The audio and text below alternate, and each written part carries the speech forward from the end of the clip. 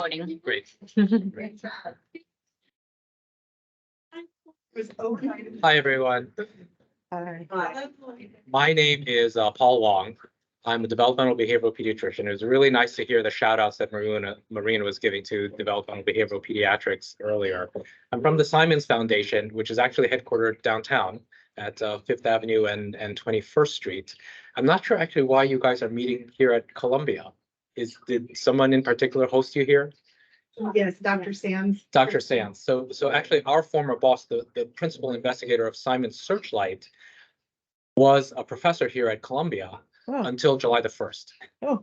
And she is now chairman of pediatrics at Boston Children's Hospital. Her name is Wendy Chung, Dr. Chung. Yeah. She's really the mastermind behind the whole Searchlight project. Okay. And what I am going to try to do in half an hour approximately, just tell you about the Searchlight project and what it's doing specifically in relation to CSNK2B.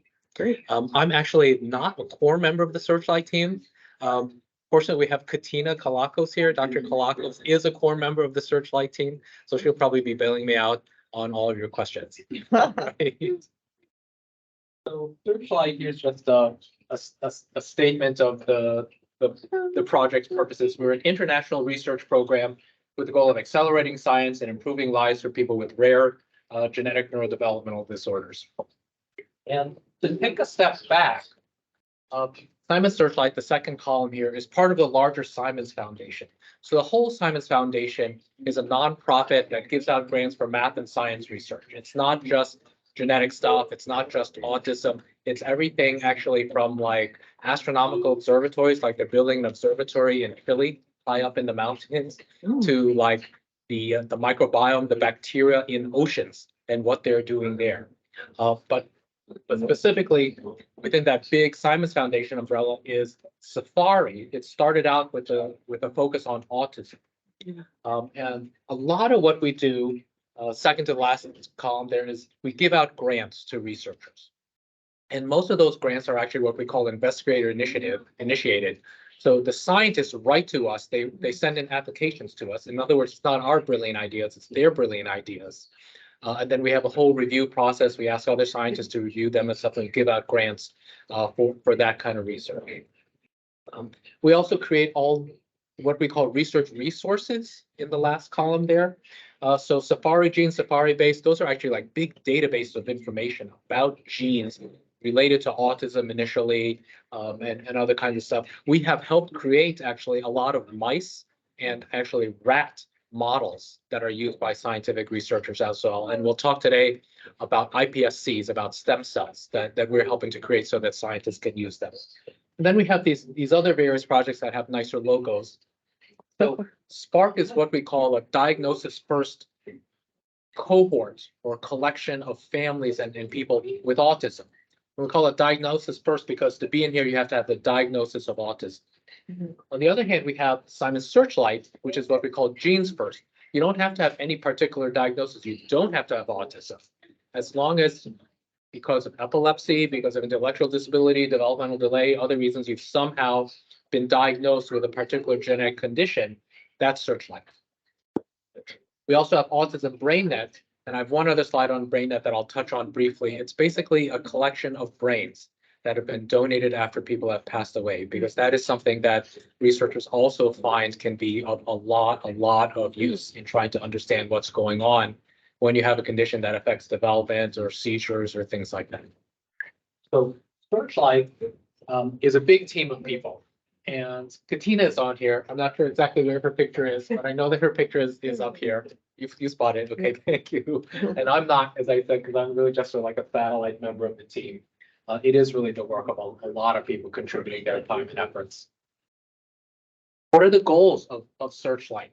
Well, what we do, and I appreciate that a lot of you already are participating in Searchlight, is we collect detailed information about the medical and behavioral profile of the people with the genetic conditions.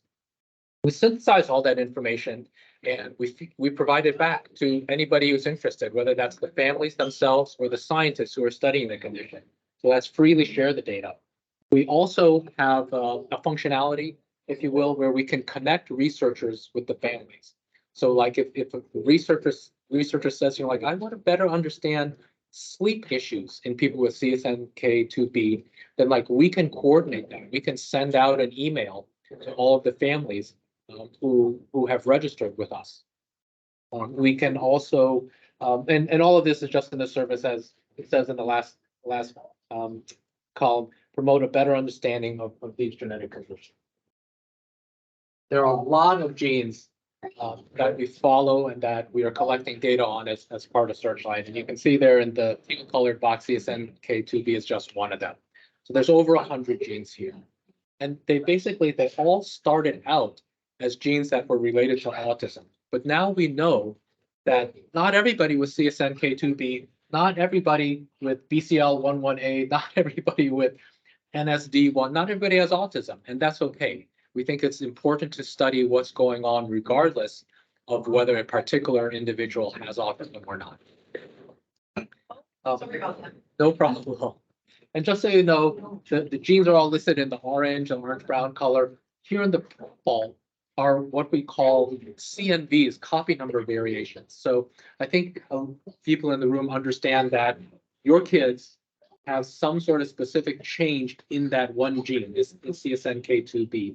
There are these other conditions where a whole stretch of the chromosome containing multiple genes is either duplicated or deleted. So it's not just one gene that's affected. Those are called CNVs, and so we also study a lot of those. And as you can see, we collect data from families who speak English, Spanish, French, Dutch, and more to come. I don't know exactly. You know, Katina, with the more to come. Okay. And then getting like all. Great. Yeah, fantastic. I think Denise, I overheard her saying earlier that at the time that her child was diagnosed, there were like families in France who also had been diagnosed with CSNK2B. So this is an international project, and we are open to people from around the world. That's actually different from some of our other projects, which are just US. But being rare conditions, we realize the importance of getting people wherever they are. And so we're trying to expand that list of languages that Searchlight works in. Yeah. You were talking about the different, so like some of them have like a span of different teams affected. Like in ours that we've done like the whole exome sequencing, we've had some that come back that are like unknown significance. Do those somehow get like followed as well? Like with genetic disorder, like say my daughter has CSNK2B and somebody else here also has a genetic, same genetic that is of unknown significance. Do those get followed by you as well, or? The answer is yes. So I think what you're talking about is what we call VUS, variants of unknown significance. Right. And that's actually not the purple column. It's not the people with the stretches of genes. It means that there's a change in the CSNK2B gene. And some of them, it's like we know when this change happens, it definitely is associated with developmental issues or with seizures or something. Other people can have changes in that gene where we don't know for sure whether that is, so it's unknown. So it's unknown significance. We're not really sure, maybe, probably, sometimes. But we just don't have solid enough information to say for sure. What happens in a lot of cases is that like we discover some more patients, some more families where they have that same variant. And it's like once we see this is happening in like 2, 3, 4 kids, then it's like, okay, that is significant. It's not unknown significance anymore. And Yeah, please. Back off of that. So for Simons Searchlight, we'll include people who, if they've been there because they have the US, and we'll, ask them to participate as well and contribute measures. When we'll do data updates like what we're doing today, we'll typically only include folks for whom their variants are considered pathogenic or likely pathogenic, because what Paul was describing as. Significance.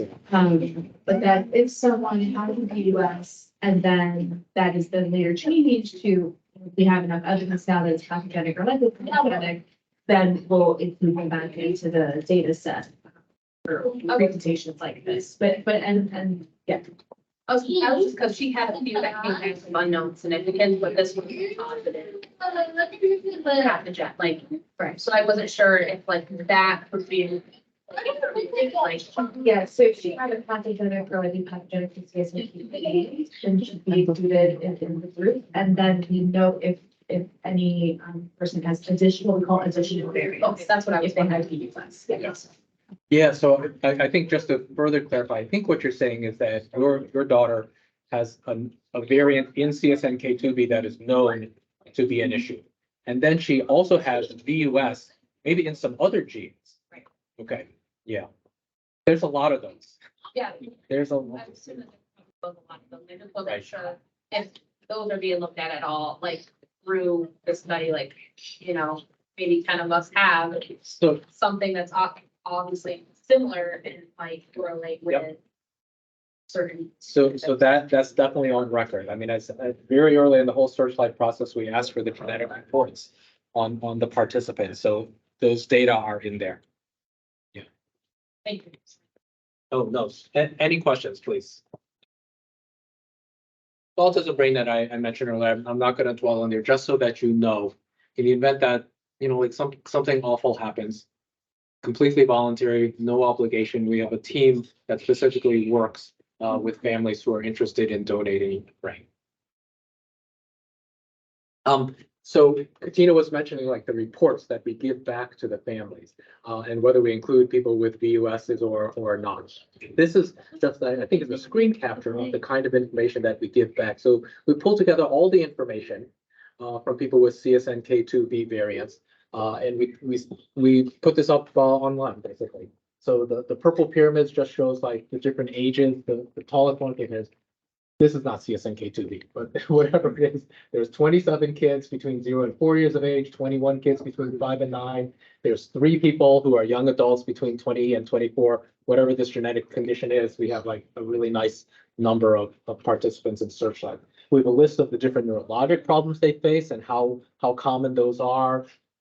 GI, gastrointestinal problems as well. So this is all sort of like the group as a whole, what's the overall profile of things that we're seeing. And then on the right-hand side is an example of showing where a particular kid's scores fit in comparison to other people in that group. So this is particularly the score on something called the Vineland Adaptive Behavior Scales.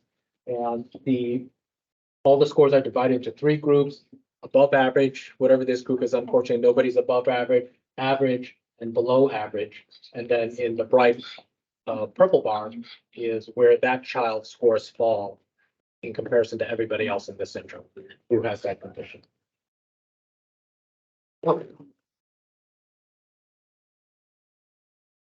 We're so excited about everybody who's been participating in blood donation over the last couple of days. When we put this slide together, we had very, very few from the CSNK2B community. And now there are going to be so many more. We think that is very, very important. It's great to have you here, those who are donating in person. It's also something that can be done remotely. Basically, you go to your local blood drawing station, wherever that is, and they can do it there and mail it in to us. I already did it. Good job. Excellent. Thank you, Thank you. One of the reasons this is so important is because of the effort we are undertaking to create so-called stem cells, iPSC-induced pluripotent stem cells. We're not doing this alone. It's funded by us together with another foundation called the Nancy Lurie Marks Family Foundation. Any football fans in the audience? Any Philadelphia people? Oh, Pennsylvania. Pennsylvania. So the Eagles are owned by Jeff Lurie. Oh, yeah. And I think this is his mom. Nancy Lurie Marks. So they're funding it together with us. And the work to create these stem cells is actually being done by a group called the New York Stem Cell Foundation. I know you've been talking with the researchers here at Columbia, and people are familiar with mouse models of conditions, rat models also, and things like that. And basically the idea is that mice and rats and a lot of other animals have their versions of human genes. So humans have CSNK2B, it's all caps when in the human gene. The mouse gene is capital C, little SNK2B. It's a little bit different, but it's basically the same. So what the researchers do is like, they make a change in that mouse gene and see what happens. these mouse models, of course, have been like incredibly useful in developing treatments for so many conditions, not just these kind of developmental genetic things, but like cancer, blood conditions, lung and kidney, everything. The mouse models are incredibly useful. But of course, mice are not people. And I heard some conversation, people were saying like, the mouse that we created, it's not showing any differences. Sometimes that happens. And it's because like mice, like even a healthy mice, they can't do that many things. It's not nearly as smart as a person. It's not nearly as smart as a person with CSNK2B change. And so that's one of the reasons that these so-called human models, human stem cells, we think could be really, really valuable. And so what the scientists do at the New York Stem Cell Foundation is they take the cells from the blood that is donated. Those are blood cells, but then they treat them so that they become sort of primitive. They become like sort of like the cells that you might find in an embryo.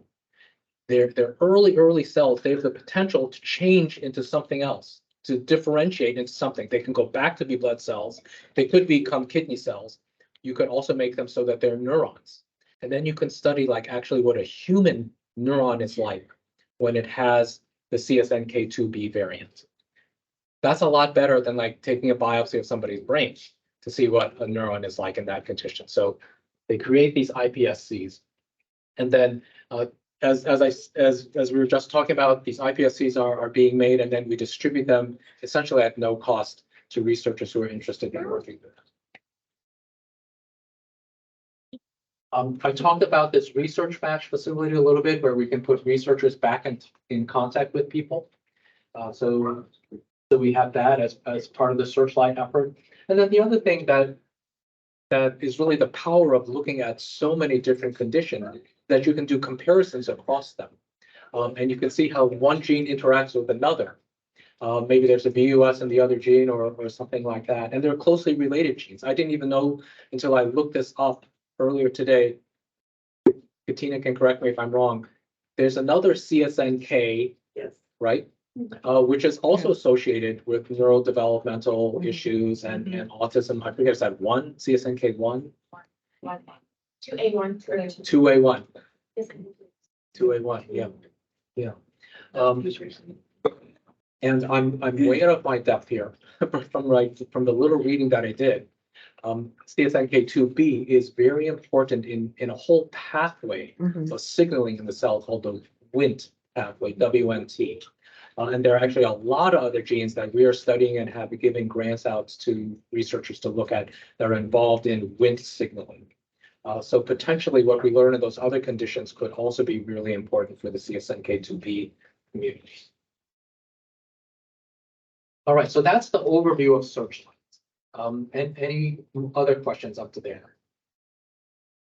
And then would there be, or can there be collaboration then between Simons and the research that we're doing here at Columbia, they're doing tissue samples and doing some of the same things. So I hate like for the duplication to happen, or how can they communicate and collaborate together? So we're all about collaboration and open sharing of data and resources. That's really the number one principle of everything that we do. So we're very happy to do that.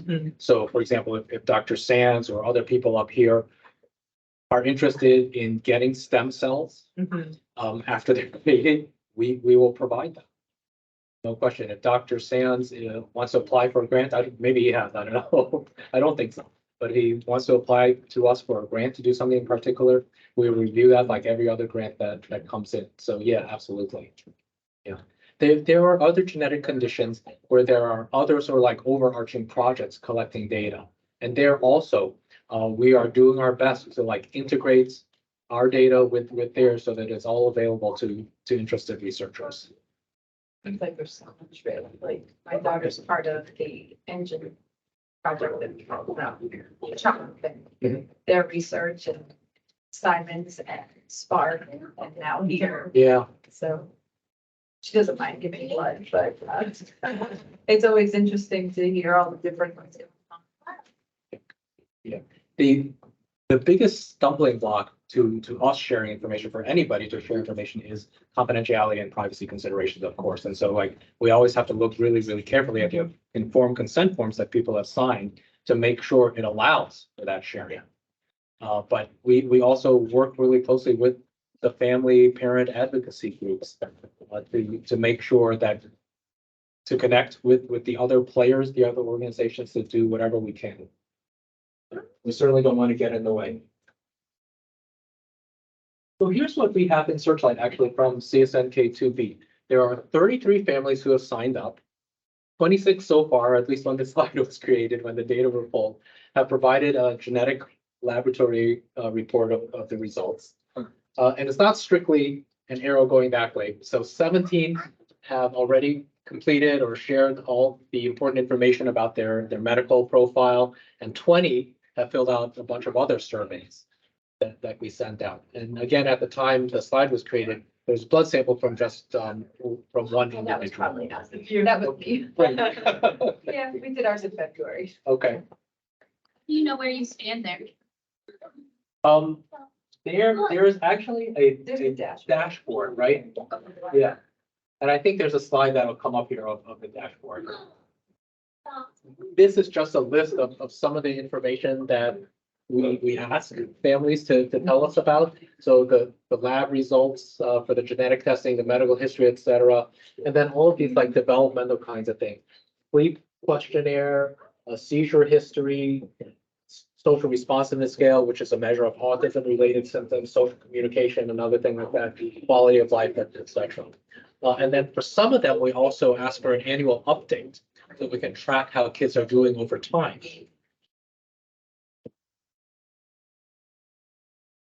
Medical history, I guess there is a new survey fully online. Was it not all online before?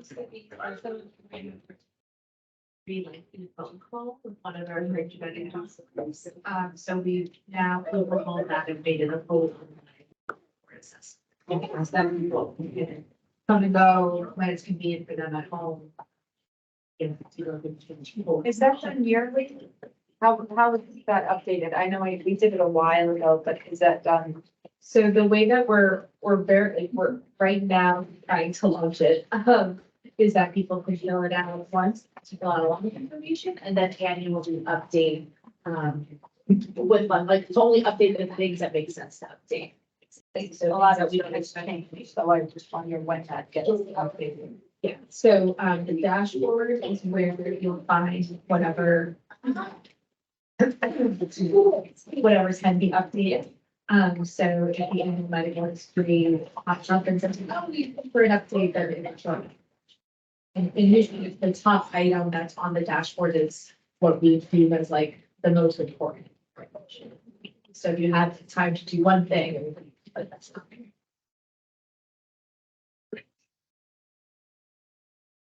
I think these are some new surveys or questionnaires coming in, coming this year. The ORCA is a newly developed assessment of a child's communication abilities, whether that's spoken or sign language or with like a electronic device and things like this. It's a really interesting instrument because it doesn't come from school psychologists or anything like that. It was developed specifically for kids with genetic neurodevelopmental syndromes. It started with Angelman syndrome, which is another genetic condition. And we think with at least maybe with some adaptations, it can be useful in a lot of different genetic conditions. And then a few other things as well. So here's one view of the dashboard. And you can see on top, it shows the steps that have been completed. That do have to come first. What it's showing is that for interested families, next priority task is your interest in doing the blood draw. But of course, this is live and individualized for specific families. Amazon gift cards after survey completion. We already did ours. Did you get the Amazon gift card? I hope. No, not yet. We're still working on. Okay, hopefully soon. Because we already did it at the hotel. The blood draw, yeah. We're Right. good. Look. Okay. You were very brave. Great. Thank you. And down here, just showing you like some of the tasks still waiting to be done. Just click on the button to get started on those. Here's the information from 25 individuals that we got from their genetic lab reports. And as I think, like you all understand, what you all have in common is that your children have some variant in this gene, but they're not all the same. And this is, I mean, this is something that science has really only started to understand as sequencing has become more and more common. So you can really see exactly what's spelled out in the gene. And there's, this particular kind of notation that shows you where in the gene the difference is and what the notation is. And you can see that like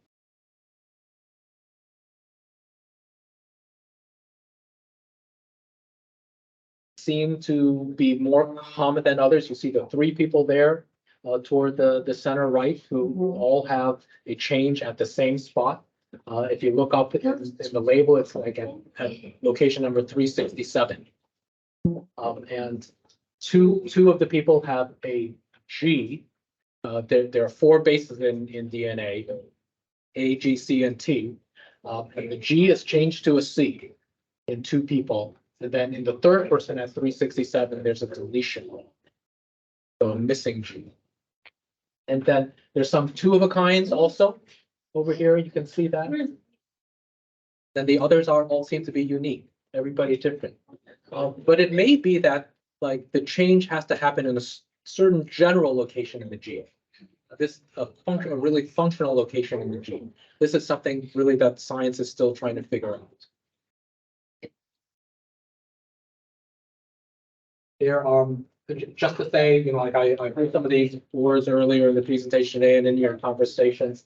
There are different kinds of changes. So this is also color coded in red. Is what we call a missense. So that means like one of the letters AGTC got switched out to something else, as opposed to something might have been spliced out, something might have been deleted, or something like that. So there are different kinds of changes that people.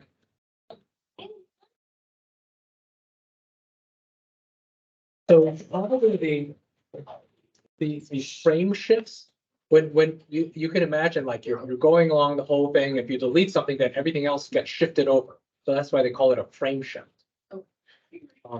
And it looks like that's coded in yellow, things that are frame shifted. Or sometimes what happens is that these 4 letters in DNA get translated. It gets transcribed and then it gets translated into proteins. And proteins are made up of amino acids. And if you get a certain kind of change, then it might change one amino acid to a different amino acid. So that's a missense. Sometimes it changes to like no amino acid, and that's called a nonsense variant. That definitely can happen. There, but you have a mention of both seed. Uh-huh. Yeah. I mean, I honestly cannot tell you. I can't tell you specifically what it means in your daughter's case. Well, yeah, like on there. Yeah, it'll be in the report. Here's one nice Pennsylvania family. I donated blood at the time. And the rest of the talk, I just want to go through some of the information we have from the surveys that people have completed. I don't honestly know how new this information will be to you guys, because I know that there have been at least a small number of papers that have been published about CSNK2B, some of them reporting on not just 1 or not just 3 individuals, but I think I saw one with like 20 or 25 or something like that. But what's really nice is when you have that information together with the genetic information, so you can start trying to see what it means when you have one particular change as opposed to another particular change. So when the slide was created, there's information from 12 people in all, 4 male, 8 female. And this was the age that they were at the time. So half of them were very young, infant toddlers, preschoolers, and then a smattering of people going up to older ages, including one individual who was over 30 years old. And what they reported is that Very large majority, 10 of them had a delay or impairment in language. Similarly, 10 out of 12 were reporting developmental delay or intellectual disability. Slightly less than half with autism, and then ADHD, OCD, and other symptoms as well. And this is, like we're really learning more and more about these things. Like when a lot of these genes were discovered, we thought like, okay, it's always going to be autism. And now we realize like, no, that's not true. We're really understanding better and better how much variation there can be among people who have changes in a particular gene. Some of the neurologic things, low muscle tone, again, in a very large majority, movement disorders, some with smaller head sizes, some with larger head sizes, and I guess one with high muscle tone, even though the majority have low. Seizures, I'm sure I'm not telling you guys anything very, very common as well, but not everybody. In different kinds of seizures, grand mal, classic shaking kind of seizure, petite mal, which is basically a staring spell, and then other kinds of seizures as well. And of course, it's possible to have more than one seizure type in any given person. Some information about the course of the seizures. It started anywhere from age 3 months to age 11 years. So somebody did not have seizures through age 10, but then at 11 years old, started to have seizures. On average, seizures appeared somewhere around 2 to 3 years of age. So you remember the last slide said 10 people had seizures. 11 had seizures at one point in time, and one person no longer has seizures. And I think it's not even on medications anymore, which is wonderful, of course. 60% who ever had a seizure have achieved seizure control or remission. So that's good news, of course, for those families. Just looking at other issues, some related to the endocrine system, the hormone system, weight abnormalities in an older individual, irregular menses or late puberty. Vision is always something you want to make sure is evaluated in any child with a developmental delay. Get them to the ophthalmologist, make sure that they don't need glasses and that that's interfering with their learning. Or maybe they're cross-eyed, so we have nearsighted, farsighted, astigmatism. And then assorted other medical issues, although this is also a summary of the other slides that we went through. Seizures, GI, constipation and diarrhea problems, vision, endocrine, heart murmurs, some immune things. So just trying to understand the whole spectrum of things that you might encounter with CSNK2. People on medications for various reasons. Not a surprise again. Anti-epileptic medications for seizures is most common. And then I just have a few more slides on some of the other kind of behavioral data that we have. Apologies, it's really limited data. We don't have a lot of information here to share yet. Every blue dot represents a person, and on the x-axis at the bottom is their age. So where that first arrow is, it's a child who is almost 5 years old, and looking at the level of their expressive language, what they say, that person is somewhere around a 2 to 3 year old level in their language. Yeah.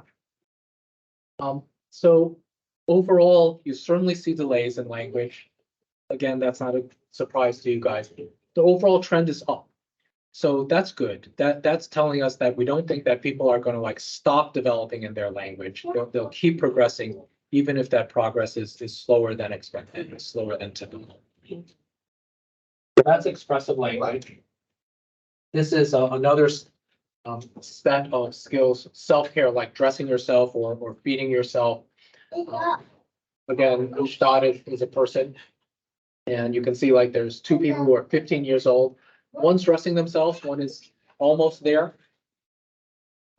There's somebody else who is like just past 15 years old and who's doing really quite well, it looks like. Skills that might be there is like, I don't remember the scale specifically, but maybe it's like can safely cook a meal for themselves on the stove. Like, or a little lower than that, like takes a school bus independently, stuff like that.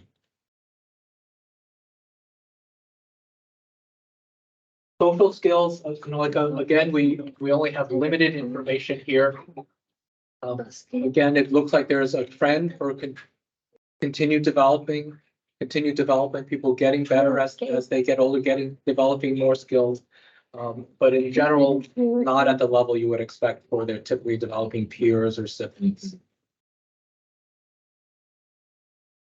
Gross motor ability, so this is the walking and running and jumping and things like that. I'd say the delays here are less. And again, you do see the upward trajectory, so people continuing to develop skills that they get hops and jumps, you can see is somewhere around the 3-year level. Walking without enough help, of course, that's somewhere around 1.5. So everybody is walking. Some people are hopping and jumping, and some people are doing much better than that, doing much more than that. The child behavior checklist is another scale that we send out, so looking at questions about attention and anxiety, activity level, and things like that, sleep. These are some of the more common issues. Again, these data are from you, so of course it's not going to be a surprise. A lot of kids with issues sleeping alone, waking up during the night, and then sort of a different area of behavior, difficulty waiting, patience, impatience, asking for help on things. Among the older school-age kids, issues with attention and distractibility, impulsivity, those are all sort of in the ADHD kind of grouping. And then some with obsessions, with really deep interest that they really like to stick to. So that's really a summary of what we have in the Searchlight database so far. Common issues, intellectual disability, language delay, autism, somewhere around half, the low muscle tone, and of course the seizure is super common. Other issues, vision, movement, the low muscle tone, sleeping an issue, and needing a lot of attention from the parents, from you guys. That's really all I have. Thank you for everything that you have been doing in this project already. Our goal is really to catalyze the research that's being done by scientists around the world to better understand CSNK2B, for the researchers who are pointed that direction to develop new treatments, maybe for seizures, for the kids whose seizures aren't controlled, maybe that would help in development and things like that. So thank you very much. Thank you. Thank you. Any questions? Well, Katina is still here to bail me out.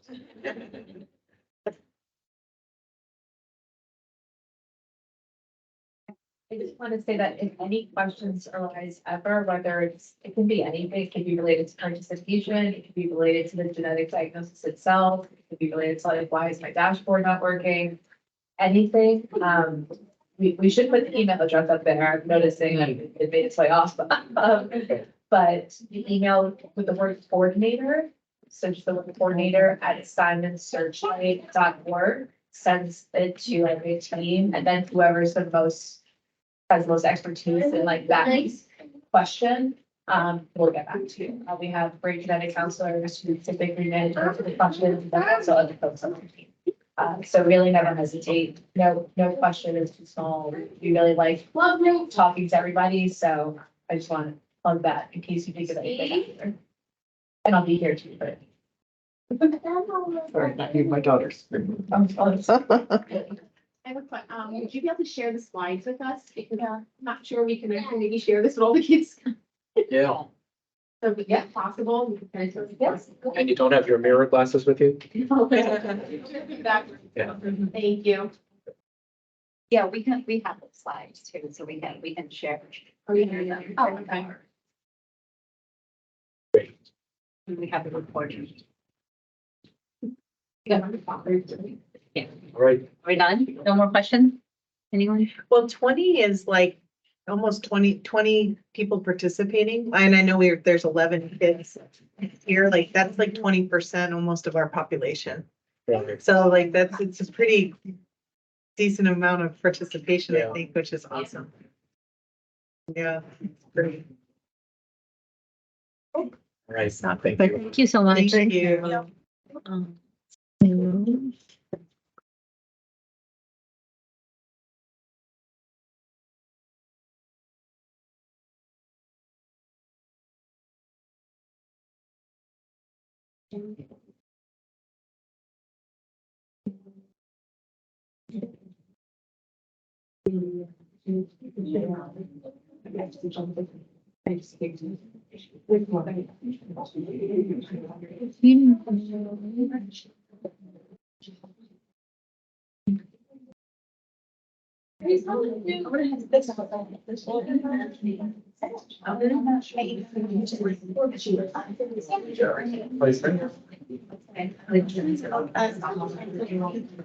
Well, they had like the different area.